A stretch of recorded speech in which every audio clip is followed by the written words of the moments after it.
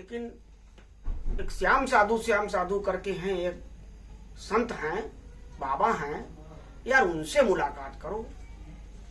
भाई हमने क्या क्या खूबी, अरे काना ये ना पूछो, ये तो जब आप देखेंगे तब आप जानेंगे।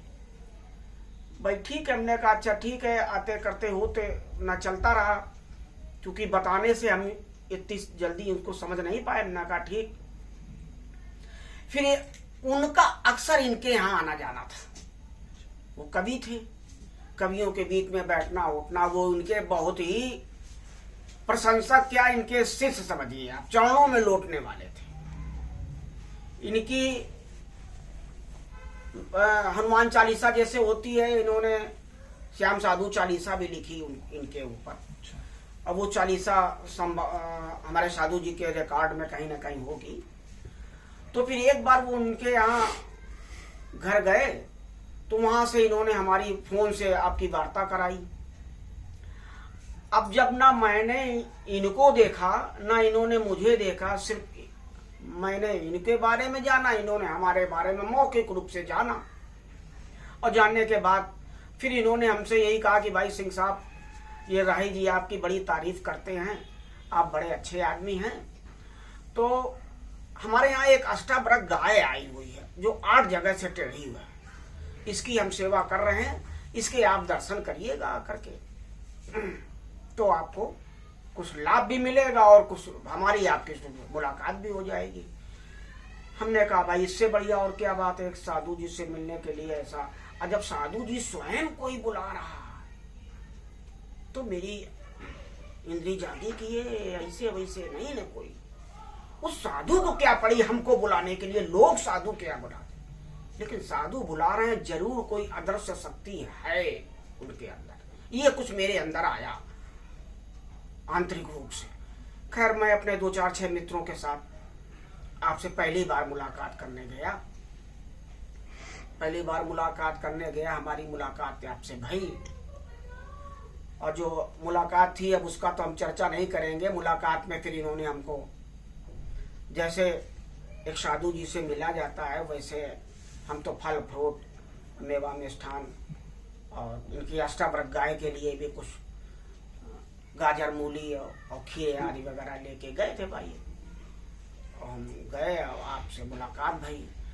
अरे अरे अरे आपने भी कहा अरे अरे अरे, तो पहली बार कोई ऐसा व्यक्ति आया है हमसे मिलने, ये तो मैं पहली बार देख रहा हूँ। देखिए अब मैंने कहा ये देखिए क्या कौन कौन अचंभा, क्या इनके मुंह से निकल रहा है कि किस रूप में ये हमको मान रहे हैं, मैं किस रूप में उनको मान रहा हूं।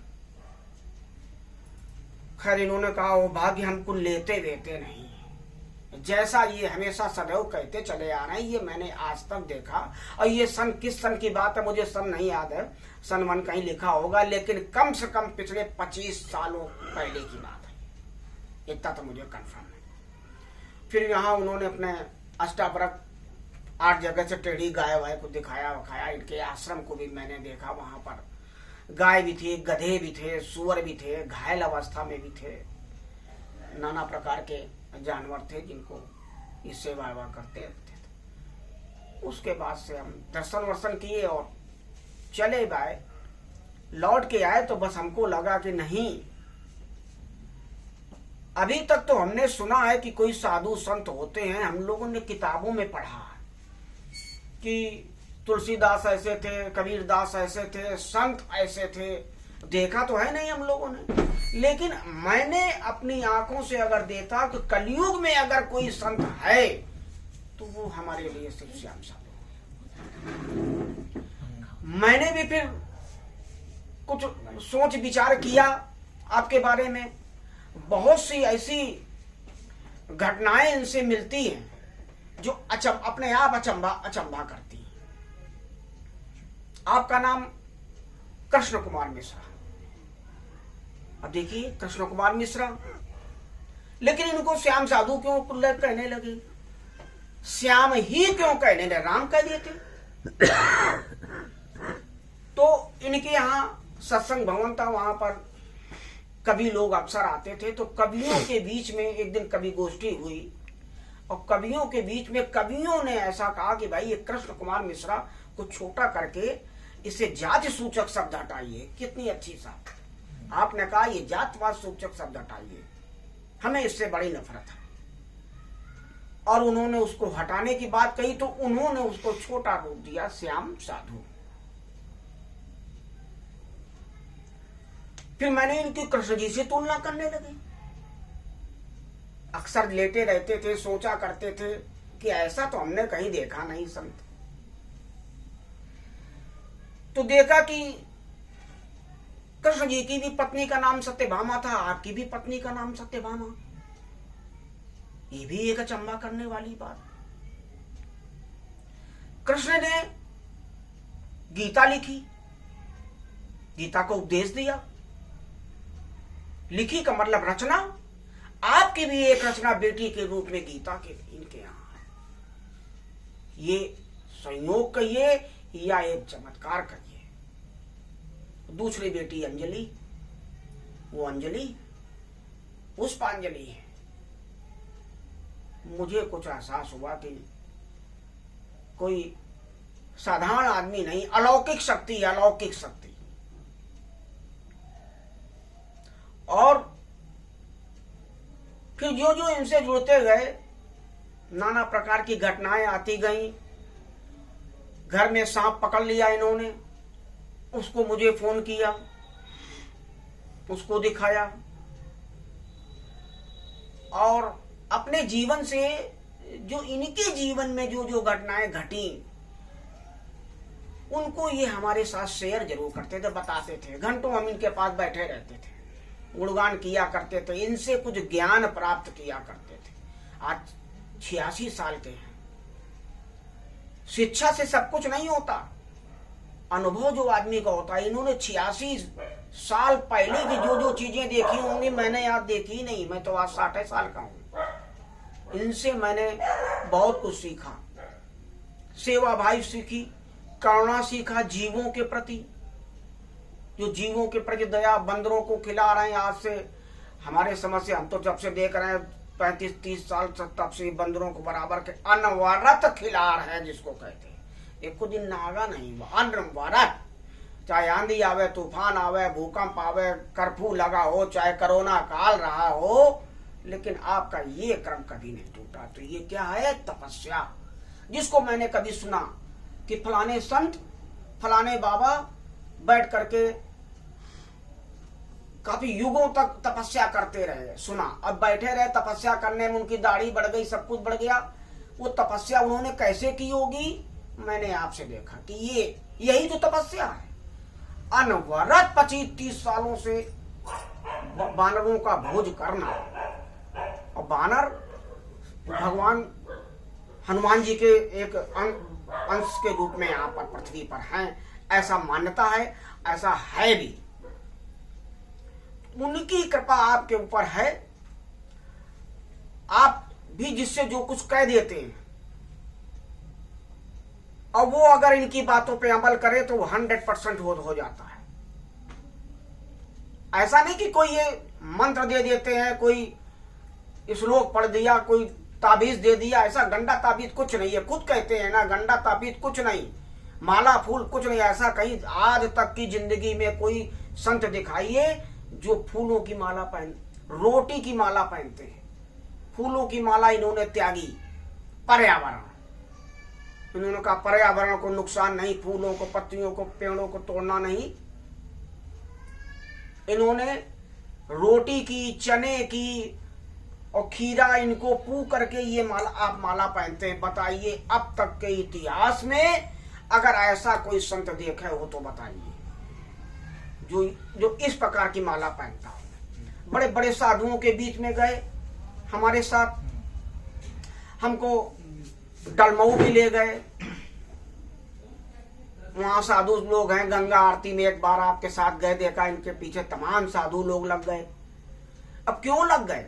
अरे हमारे अंदर तो कुछ भी नहीं, वो साधु हैं। अगर वो साधु हैं तो उन्होंने कुछ तप किया होगा, और उन्होंने जब इनको पाया तब देखा कि अरे ये तो असली साधु है। वो सब इनके ऊपर लग गए। अब आपके ये मुंशीगंज में है, उनके साधु जी का, उनका क्या नाम है, अक्सर आता, वहां भी हम गए। अभी आपकी तमाम एक यात्रा देखी है जो गाय पर है। तो इस प्रकार के नाना प्रकार के एक आश्चर्यजनक और किंतु सत्य मैंने पाया। कुछ बातें मैंने कभी 2-4 पेज में लिख करके आपको भी दी भी होगी, हमारे भी रिकॉर्ड में कहीं ना कहीं पढ़ा होगा। तो जैसे लोग कहते हैं कि हमारे घर में भगवान पधारे, तो हमारे घर में अगर आपके चरण पड़ते हैं तो मैं तो समझता हूं हमारे घर में सीधे सीधे भगवान पधारे। और मैंने एक जगह लिखा कि जिस जगह जिनके घर श्याम साधु आते हैं, जिनके घर श्याम साधु आते हैं, ये एक लाइन है, हेडिंग है, जिनके घर श्याम साधु अपने आप आते हैं। मतलब जाकर अब हमने बुलाया क्या, देखिए अपने आप आए। ये चाहते तो मुझे बुला लेते, लेकिन ये आए। अब यहां पर आपके दिल में हमारे प्रति कितनी वो है, जरूर इनके अंदर कहीं ना कहीं कोई जगह है और इन्होंने भी मुझे कुछ पाया कि ये कुछ है, लेकिन मैं कुछ समझता नहीं। मैं तो समझता हूं इनकी तेज से मैं चमक रहा हूं। आज जहां जहां इनका नाम होता था लोग हमारा नाम ले लेते। हम तो भाई धन्य भाई। रह गई बात अब तक की जिंदगी में आपके साथ से हमको क्या मिला। रुपया पैसा धन दौलत कुछ नहीं होता। सबसे बड़ा आदमी का चरित्र और आदमी का इज्जत, दो अगर उसके पास है तो बहुत बड़ा धनाढ्य है। आपके साथ एक से एक लोगों से आपने हमको संपर्क कराया। भाई आप तो संत हैं, आपके पास तो एक से एक विद्वान लोग हैं, डॉक्टर हैं, इंजीनियर हैं, प्रोफेसर हैं, जाने कितने बड़े बड़े लोग आपके चरणों में लौटते हैं। अब अगर कोई भी इनके पास आया तो ये मेरी हमसे मुलाकात जरूर कराते हैं। इन्होंने ऐसे ऐसे महान विभूतियों से हमारी मुलाकात कराई जिनको मैं शायद सपने में भी नहीं सोच सकता हूं। जैसे इसी रायबरेली डिग्री कॉलेज के पूर्व प्रिंसिपल इस समय है नहीं, ब्रह्मलीन हो चुके हैं, भार्गव साहब। उनका आपके यहाँ आना था, आपने हमारी उनकी मुलाकात कराई। वो प्रिंसिपल हमको फोन करके बुलाते हैं। इनकी वजह से हमको वहां इज्जत मिली। इज्जत से बढ़ के कुछ नहीं, इज्जत से बढ़ के कुछ नहीं है। वहां इज्जत क्यों मिली? आपकी वजह से मिली। और वो हमको क्यों बुलाते थे? थोड़ी देर को अपने साथ के लिए बुलाते थे कि आपके साथ अगर बैठते हैं तो हमें कुछ आनंद आता है। ये वही प्रिंसिपल थे जो एक समय में इंदिरा जी आई थी, उन्होंने टाइम नहीं दिया था, लिख दिया था I have no vacant time, उनसे मिलने को मना किया था। ऐसे व्यक्ति से हमारी मुलाकात, अब वो हमसे बुलाते हैं तो हम तो अपने आप को धन्य मानते हैं। इसका श्रेय हम आप साधु जी को देते हैं। इसी प्रकार डॉक्टर तारा जायसवाल के हस्बैंड जो थे, सुबेरे मॉर्निंग वॉक में जाते थे, इनके साथ हम भी जाते थे, उनसे हमारी मुलाकात करा दिया। अब वो डॉक्टर तारा जायसवाल के हस्बैंड कहने को डॉक्टर थे, डॉक्टर नहीं, वो बड़े सिद्ध पुरुष थे। उनकी वो डॉक्टर कैसे बने, उनकी कहानी आप बताएं। उन्होंने हमको, जब हमसे उनकी मुलाकात भई तो आपसे उन्होंने कहा अरे भाई आपके साथ भी बहुत अच्छे अच्छे लोग हैं। अब एक ही बार में उन्होंने क्या समझ लिया, क्योंकि वो ज्ञानी हैं, संत हैं, उन्होंने समझ लिया। हमारी उनकी मुलाकात होने लगी। ये भी मैंने देखा कि हमको वहां भी इज्जत मिली। इस प्रकार से बहुत से लोगों से हमारी परिचय आपके कारण हुई और जिंदगी यूं ही चलती रही। एक समय आया, एक चैलेंज देने को हुआ कि क्या इनके बराबर कोई साधु है? तो हमें तो लग रहा है यहाँ कोई नहीं है। तो आप यहाँ बैठे थे, ऐसे ही एक चर्चा चलने लगी, तो हमने कहा आपके बराबर कोई साधु दिखा देगा तो हम अपनी पत्नी का लॉकेट दे देंगे, इनाम में दे देंगे। अब पत्नी का लॉकेट का मतलब क्या है? लोगों ने कहा यार इसका मतलब क्या है? लॉकेट का एक उससे जुड़ा हुआ है, भावना से जुड़ा हुआ है, एक त्याग से जुड़ा हुआ है। लॉकेट एक मांगलिक कार्य के लिए होता है और पत्नी के लिए उसके सुहाग की चीज होती है। आपको ऐसा साधु दूसरा लाने के लिए मैंने कह दिया उनका ये लॉकेट मैं आपको दे सकता हूं। और हमारी धर्म पत्नी ने भी इस चीज के लिए कोई भी मना नहीं किया। आप भी इनकी बड़ी प्रशंसक रही। तो इसका भी पेपरों में आया। आप इसका तो अक्सर जिक्र करते हैं, हमेशा जिक्र करते, तो लोग हमसे पूछते हैं यार ये लॉकेट का क्या है। अरे हमने कहा आप लॉकेट के ना पूछो, बड़ी लंबी कहानी है। हम 25-30 साल तक आपसे जुड़े रहे, कहानी बहुत लंबी है हमारी इनकी है। तो अब इसको हमने लॉकेट में कैसे कहां क्या हुआ, काफी देर तक हम आपको अमेरिका जाना था। अमेरिका वालों ने आपको बुलाया कि हम आपको सम्मानित करेंगे, हम वहां जाएंगे। तो इसी बीच में आपने हमको अपना निजी सचिव घोषित किया, अखबारों में भी आया, श्याम साधु के निजी सचिव। आज तक आपने कभी न किसी को दूसरा सचिव बनाया, न कभी दूसरा हुआ। फर्स्ट और लास्ट, पहले और आखिरी हमें को ही सचिव बनाया। इसके बाद तब मैंने इनसे कहा भाई आप अमेरिका जाएंगे तो क्या अकेले जाएंगे, आप सचिव को तो लेके जाइए। और टिकट इन्हीं का था, उन्होंने इन्हें बुलाया था। तो आपने एक चीज कही कि आप बिल्कुल सही कह रहे हैं, अगर अमेरिका में जाएंगे तो श्याम साधु भी जाएंगे, वो हमारे सचिव भी जाएंगे। अगर नहीं जाएंगे तो मुझे अमेरिका का वो सम्मान नहीं चाहिए। अमेरिका को सम्मान देना है तो रायबरेली भी आके दे। और उन्होंने उतने बड़े सम्मान को ठुकरा दिया। त्याग, ये त्याग है। अरे चाहे तो महंगे महंगे चप्पल जूते पहन सकते हैं, लेकिन हवाई चप्पल पहने रहते हैं, ये त्याग है। जबकि कोई कमी है? कोई कमी नहीं। अन्न कहीं खाते नहीं, किसी का एक पाई लेते नहीं, किसी का एक पाई लेते नहीं, पानी तक तो किसी के यहाँ पीते नहीं, जाएंगे तो हैंडपंप का पानी पिएंगे। तो और क्या चाहिए? और कोई ऐसे संत कोई हो भाई तो दिखाइए। अब हम क्या, आप खुद ही, आप तो यूट्यूब में रोज बोलते हैं, बड़े बड़े चैलेंज करते हैं। अब रह गई बात शिक्षा की, जब आप बोलने लगते हैं तो ये लगता है कि आप तो अक्सर कहते हैं कि कबीर दास कोई डिग्री कॉलेज गए थे क्या, लेकिन आज कबीर पर रिसर्च हो रहा है। आप भी डिग्री कॉलेज नहीं गए हैं, शैक्षिक रूप से नहीं है, लेकिन जब बोलने लगते हैं तो लोग समझते हैं यार इनके ज्ञान कहां से आया। तो ज्ञान इनके तप ने दिया। इनके बोलचाल से ऐसा ऐसा शब्द निकल जाते हैं, रामायण के भी निकलते हैं, धार्मिक बातें भी निकलती हैं, गीता की भी बातें निकलती हैं, और एक से एक अकाट्य बातें निकलती हैं जिनका कोई तर्क नहीं, जवाब नहीं। यूट्यूब में सुनिए, कभी कभी कोई रामायण चौपाई नहीं बताएंगे, लेकिन इन्होंने जो आज तक किया है, इनका सबसे बड़ा मूल वही है कि आपने किया क्या है, आपने अब तक जो किया है वो बताओ। हम तो अक्सर ये लोगों से कहा करते हैं कि लोग कहते हैं कि फलाने ने ये कहा, उन्होंने ये कहा, उस संत ने, तो हम कहते हैं श्याम साधु हमेशा ये कहते फलाने ने कहा, उस संत ने कहा, उन्होंने किया, लेकिन आपने क्या किया, अपना बताइए। आपका यही चर्चा हमेशा बोलते हैं कि आपने क्या किया है, और आपके पास जो उन्होंने किया है ये इनके कर्म बोलते हैं,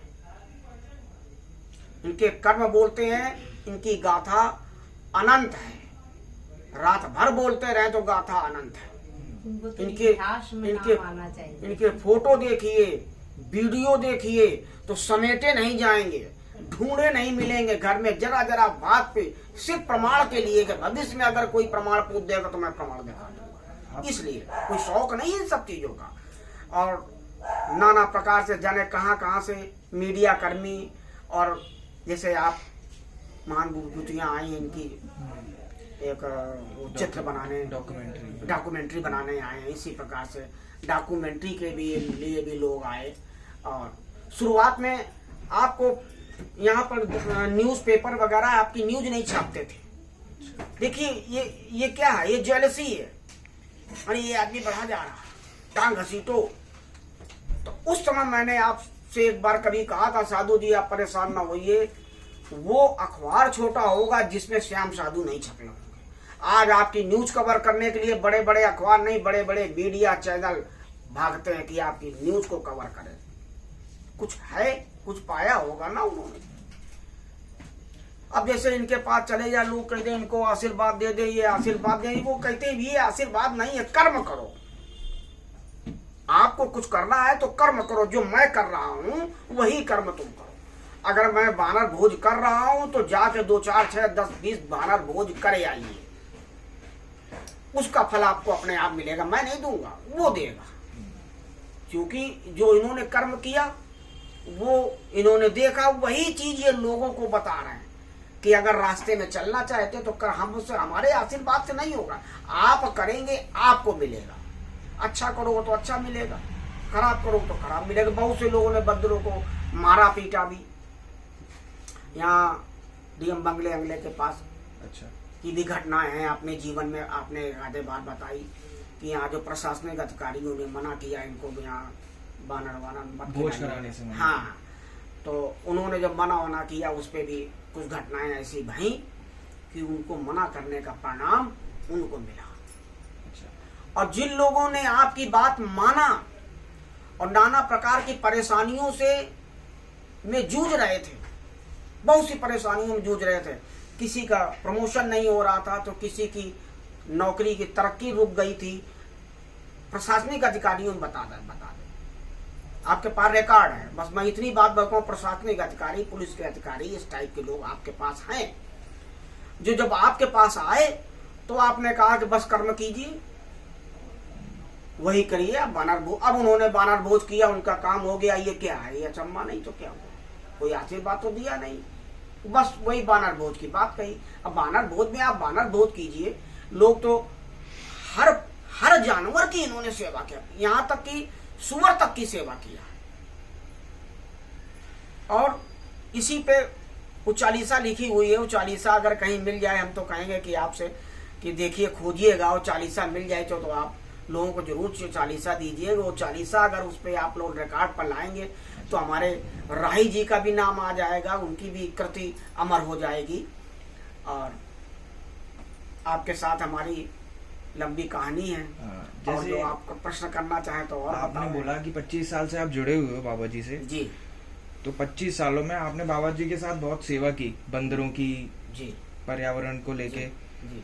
तो उन 25 सालों में आपको बाबा के साथ हुआ चमत्कार, या आपके साथ कुछ ऐसे चमत्कारी चीजें, या फिर कुछ ऐसी चीजें, अचंबा पल, कुछ बात जो आपको बताना हो लोगों को, कि कुछ ऐसा हो गया कि आप बड़े आश्चर्यचकित रह गए कि ऐसी कुछ घटना या कोई भी किस्सा? एक तो हम जैसे ही यहाँ पर आए तैसे ही 1-2 साल बाद आपसे जुड़ गए। ये संयोग समझिए कि हमको हनुमान जी मिल गए, हम तो ये समझते रहे। और जब आपके साथ मैंने देखा कि बानरों की सेवा या पशुओं की सेवा या इनकी, तो ये बात तो जागी। करुणा तो मेरे अंदर भी थी, सबके अंदर बीज होता है, करुणा मेरे अंदर भी थी, उसको जगाने वाला चाहिए। तो मेरे अंदर जो करुणा थी, जब आप मिले तो वो जागी कि हाँ यार ये चीजें तो अच्छी है।